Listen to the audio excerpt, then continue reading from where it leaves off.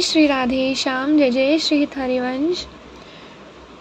आज गुरुदेव भगवान की कृपा से, श्री जी कृपा से हम ऐसे भक्त की कहानी की चर्चा करने जा रहे हैं जिनसे स्वयं श्री राधा रानी मिलने आई थी। तो चलिए राधा रानी कृपा से चर्चा करते हैं। श्री श्यामानंद प्रभु जी जिनसे स्वयं श्री राधा रानी मिलने आई थी। श्यामानंद जी वृंदावन के बहुत बड़े रसिक संत हुए हैं। जो रसिक मुरारी जी के गुरुदेव भी थे, वे नित्य सेवा कुंज में जहाँ प्रिया प्रियतम नित्य विहार करते हैं, वहाँ सोहनी मतलब झाड़ू लगाने की सेवा करते थे। वह सोहनी लगाते समय बड़े गौर से एक एक लता के नीचे देखते थे कि कहीं कोई चरण चिन्ह तो नहीं है। कभी कभी उनको प्रियलाल के चरण चिन्हों के दर्शन हो जाते तो वो बड़े भाव में मगन हो जाते। प्रियलाल के चरणों में जो चिन्ह है वह उन्हें देखकर पहचान कर लेते थे कि यह उनके ही चरण चिन्ह है। एक दिन इनको सेवा कुंज में सोहनी सेवा करते हुए देख श्री राधा रानी को इन्हें दर्शन देने की इच्छा हुई, लेकिन जब तक किसी सखी सहचरी की कृपा ना हो तब तक श्री राधा रानी किसी को दर्शन नहीं दे सकती। इसलिए इच्छा होने पर भी श्री राधा रानी सीधा दर्शन नहीं देती। श्री राधा रानी ने श्यामानंद जी के लिए छोड़ा अपना नुपुर। एक दिन श्री राधा रानी ने जानबूझकर अपने श्री चरण का एक नुपुर सेवा कुंज में छोड़ दिया। प्रातःकाल श्री श्यामानंद जी सोहनी लगाते थे। सोहनी लगाते समय उन्होंने देखा कि एक बड़ा ही कीमती अद्भुत नुपुर वहाँ था और उसे देखकर उन्हें बड़ा आनंद मिल रहा था। उन्होंने विचार किया किसी नवविवाहित वधू का होगा और सोचा कि अगर वो ढूंढने आएगी तो दे देंगे। ऐसा सोचकर उन्होंने नुपुर को अपनी पगड़ी में बांध लिया और वापस सोहनी लगाने लगे।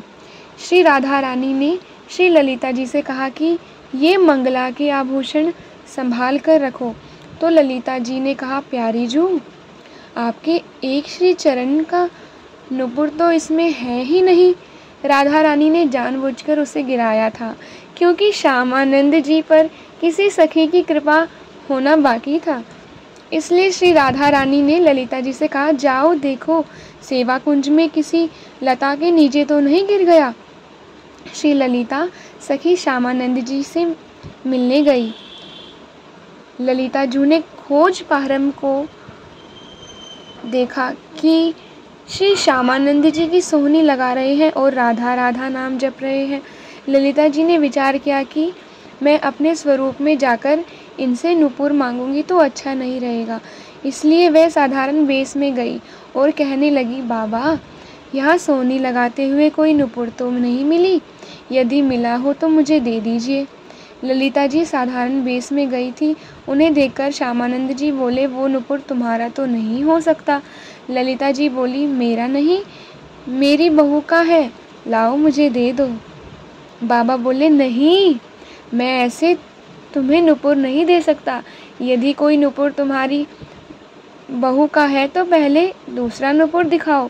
अगर वही हुआ तो अभी दे दूंगा, अगर नहीं दिखाया तो नहीं दूंगा। बाबा को अंदर ही अंदर आनंद हो रहा था कि इस नुपुर में कुछ तो विशेष है, क्योंकि इसकी खोज हो रही है। उन्हें ललिता जी से बात करके अपार आनंद भी मिल रहा था। वो समझ गए कि ये कोई साधारण व्यक्ति नहीं है, ये कोई दिव्य व्यक्ति है जो अपने भेष को छुपाए हुए हैं। ललिता जी बोली, अरे ना बाबा, तू मुझे ही दे दे। बाबा मना करने लगे, नहीं नहीं, मैं आपको दे दूंगा। और थोड़ी देर बाद जिस बहू या बेटी का गिरा है वो आकर बोले कि मेरा नुपुर था, तो मैं कहाँ से खोजूंगा। मैं तभी यह नुपुर तुम्हें दूंगा जब दूसरे चरण का नुपुर दिखाओगी। ललिता जी ने बहुत हट किया, लेकिन बाबा ने उन्हें नुपुर नहीं दिया। श्री राधा रानी ने श्यामानंद जी से अपने चरणों में नुपुर बंधवाया। ललिता जी ने आकर श्री राधा से बात की तो श्री जी ने कहा, सखी, अब तो मुझे ही जाना होगा क्योंकि बाबा बहुत ज़िद्दी हैं और देखो यह रोज़ मेरे कुंज की सोहनी सेवा करते हैं, चलो इन्हें निहाल करते हैं। श्री जी जब किसी भक्त को दर्शन देने के लिए उतावली हो जाती है ना, तो स्वयं दर्शन का विधान बनाती है। सहज स्वभाव पर्यो नवल किशोरी जो को, मृदुता दयालुता कृपालुता की राशि है। श्री ध्रुवदास जी श्रृंगार सत व्यास लीला में ये बात कह रहे हैं। श्री राधा रानी और ललिता जी श्यामानंद जी के पास आई। ललिता जी ने बाबा से कहा, इनके चरणों की तरफ देखो, वो ही नुपुर है ना? ऐसा ही नुपुर तुम्हारे पास है ना? बाबा ने नुपुर देखा और कहा, हाँ वही है।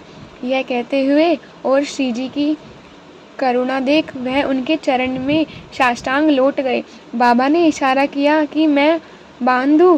श्री जी ने हाँ में सिर हिलाया। बाबा ने श्री जी के चरणों में नुपुर बांधा और श्री जी ने अपने हाथ श्यामानंद महाप्रभु जी के मस्तक पर रखा। श्री जी श्यामानंद जी को दुलार करने लगी कि मेरी कुंज की सोहनी लगाने वाली ये मेरी सखी है। श्री जी बहुत प्रसन्न थी। बाबा फिर उनके चरणों में लौट गए।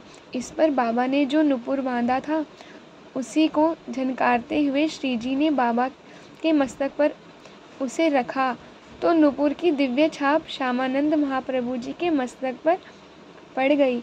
अब तो वो प्रेम मगन होकर भाव में डूब गए। श्यामानंद जी के गुरुदेव ने मिटानी चाही श्री जी द्वारा लगाई गई छाप। कुछ समय बाद बाबा अपने गुरुदेव श्री हृदयानंद जी के पास आए तो उन्होंने श्यामानंद जी के मस्तक पर छाप देखकर कहा, ये संप्रदाय के विरुद्ध छाप कैसे लगा ली? जो हमने दी है वो तो लगाई नहीं।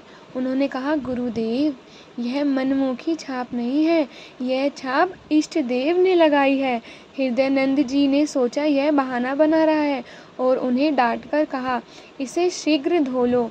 श्यामानंद जी ने आज्ञा मानते हुए बहुत धोया, रगड़ रगड़ के छाप साफ की, पर श्री जी की लगाई हुई छाप कैसे छूट जाई? हृदयानंद जी ने समझा कि उन्होंने ठीक से नहीं धोया और बोले, इधर आओ। और उन्होंने रगड़ रगड़ के इतना घिसा कि श्यामानंद जी के मस्तक से रक्त निकलने लगा, लेकिन छाप फिर भी नहीं छूटी। तब वो सहम गए और कहा, सत्य कहो, क्या ये श्री जी की लगाई हुई छाप है? क्या ये श्री जी की ही लगाई हुई छाप है? बताओ। श्यामानंद जी ने हाँ में उत्तर दिया। हृदयानंद जी कहने लगे, धन्य है तुम्हारा जीवन, धन्य है तुम्हारा जीवन। मुझे अब विश्वास हो गया कि श्री जी ने तुम्हें स्वीकार कर लिया है। पर फिर हृदयानंद जी ने कहा, फिर भी हम ये मांगने कि तुम्हें हमारे तिलक की जगह छाप लगाई, इसलिए ये अपराध है। इसलिए हम वैष्णव समाज में इसका दंड निर्धारित करेंगे। गुरुजनों की बड़ी विचित्र लीला होती है। श्यामानंद जी के हृदय में आया कि गुरुदेव, आपकी कृपा से ही तो मुझे श्री जी ने सहचरी भाव दिया है और यह छाप लगाई है। श्री जी ने अपने नुपुर की छाप देकर मुझे अपने परिकर में मिला लिया। हृदयानंद जी को वैष्णवों से मिला दंड। श्यामानंद जी का दंड निर्धारित करने के लिए वैष्णव समाज की सभा बुलाई गई। तभी श्री कृष्ण के सखा सुबल प्रकट हुए और उन्होंने पूरी वैष्णव मंडली के बीच में कहा, मैं साक्षी देता हूँ कि इन्होंने अपने आप से छाप नहीं लगाई, स्वयं श्री राधा रानी ने प्रकट होकर छाप लगाई है। सुबल इतना बोलकर पास में एक ही तमाल वृक्ष में समा गए। तत्काल दिव्यवाणी हुई, हृदयानंद जी, अब तो विश्वास कर लें कि तुम्हारा शिष्य वहाँ पहुँच चुका है जहाँ तुम्हारी भी पहुँच नहीं है। वह श्री जी के निज परिकर में मिल चुका है। अब हृदयानंद जी सहम गए और सारी बात मान गए, लेकिन अब उनका हृदय जलने लगा कि उनसे अपने शिष्य के प्रति गलती हो गई। वैष्णव जनों ने कहा, देखो हृदयानंद जी, आपने हम सबको श्यामानंद जी को दंड देने के लिए एकत्रित किया था, लेकिन आज हम आपके ऊपर दंड लगा रहे हैं क्योंकि आपने गलत किया। अपने शिष्य के माथे को इतना रगड़ा कि मस्तक से रक्त प्रवाह होने लगा और वह कहते रहे कि छाप श्री जी ने लगाई है, फिर भी आप नहीं माने। आखिर तमाल वृक्ष से सुबल सखा को प्रकट होकर गवाही देनी पड़ी और अब दिव्य वाणी भी हुई है, हम आपको क्षमा नहीं करेंगे। इसके प्रायश्चित के लिए आप 12 दिन तक संतों का भंडारा करवाएं और अखंड कीर्तन एवं भगवत चर्चा करवाएं, यही आपका दंड है। उस दिन से श्री हृदयानंद जी ने यह दंड उत्सव मनाए जाने की प्रथा शुरू हुई।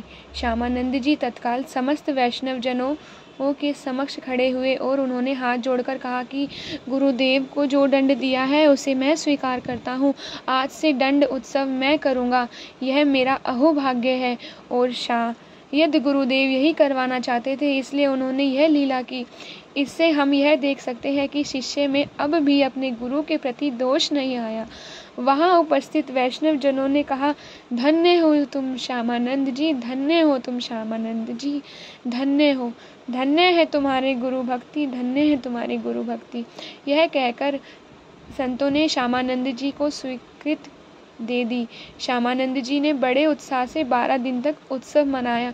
यद्यपि वह दंड एक बार के लिए था, पर उसे प्रतिवर्ष मनाया जाने लगा। बोलिए भक्तोर वत्सल भगवान की जय। जय जय श्री राधेश्याम, जय जय श्री हरिवंश।